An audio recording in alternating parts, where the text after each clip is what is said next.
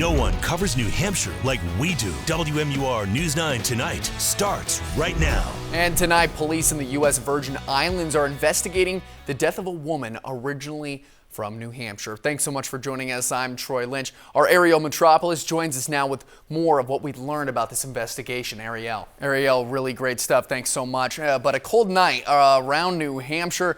We got eyes on the skies for tomorrow, though. Here's a live look at Manchester right now, and we're also going to bring in our favorite meteorologist, Jackie Thomas, to talk a little bit more about what's going on right now, because you even said we have impact weather maybe coming up tomorrow. Jackie, thanks so much, and you can follow the winter weather on the WMUR mobile app. Our weather team is always tracking the snow, so you can know what to expect coming from your neighborhood, and it's also free to download on the App Store.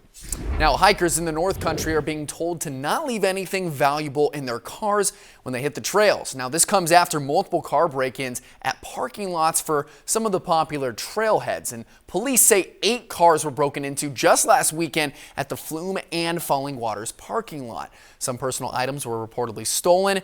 Home hikers, they tell News 9, they're now leaving their vehicles unlocked and putting up signs telling would-be thieves that there's nothing valuable inside. One hiker even had a message for whoever is responsible. Now, anybody with information on the break-ins is asked to contact Lincoln Police. Now, we have more on car break-ins. On February 2nd of this year, Julianne Curran had her car broken into overnight at Plymouth State. Money was stolen, but also this necklace that you see right here, which has her father's ashes in it. She kept it in the car because a little over 6 years ago, her father tragically died in a car accident, and she said having it there helped her feel safe while driving. Now, in the last 23 days, she's put out over 200 flyers, handing them out to school and businesses, and even has gone to the police. Now, this is her message to whoever took the necklace. I need him back. Now, the necklace was stolen on the 6th anniversary of Julianne's father passing away. And she says she won't press charges if it's returned, and she'll even give a $200 reward to whoever brings it back to her because she says she needs it before she graduates this year.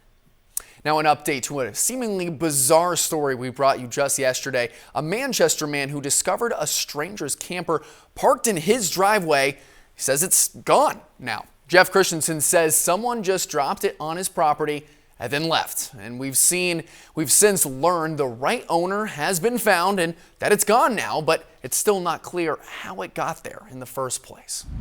Now, up in New Brunswick, National Guardsmen from New Hampshire are getting some international training. They teamed up with the Canadian Army for an 8-day exercise, and it's called Ex-Maroon Raider, and it gives troops a chance to train in realistic environments.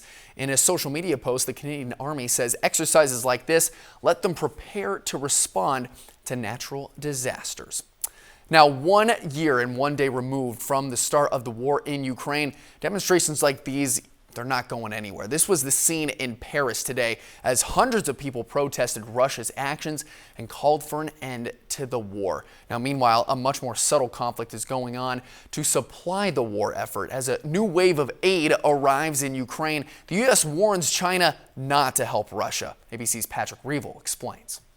A man flies across the ocean to escape Cuba in a crop plane from the Cold War.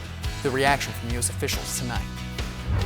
Plus, a close call at the mall when a car is moments from being crushed in a parking garage collapse. Why officials say the ceiling gave way.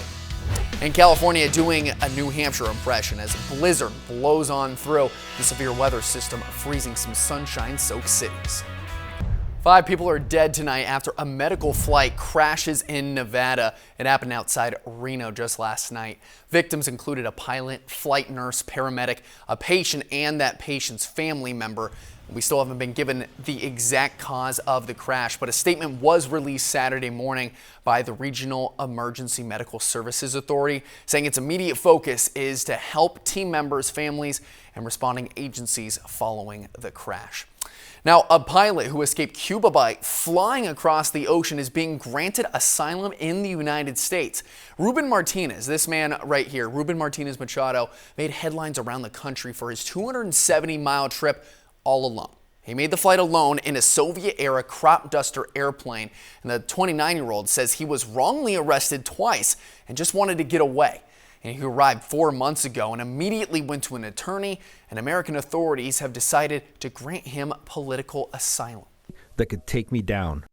Absolutely incredible. Ruben learned to fly by operating crop dusters for a living back in Cuba, and he says he plans to start a new life in Texas and filed for a work permit. All right, now you got to watch this. This is security footage from Wisconsin. Shows us moments a parking garage literally collapses because of what you just saw right there, the weight of the snow. It happened on Thursday outside a mall at a Milwaukee suburb, and a car just narrowly missing being hit by that falling rubble. But there were two others that weren't as lucky as this car that you see right there, because those empty cars were crushed as the cement fell. Luckily, nobody was hurt, but crews had to use industrial heaters to melt the snow to help with the cleanup. All right, now you got to take a look at this scene. This scene right here, it might look like Somersworth, but believe it or not, it's actually Southern California.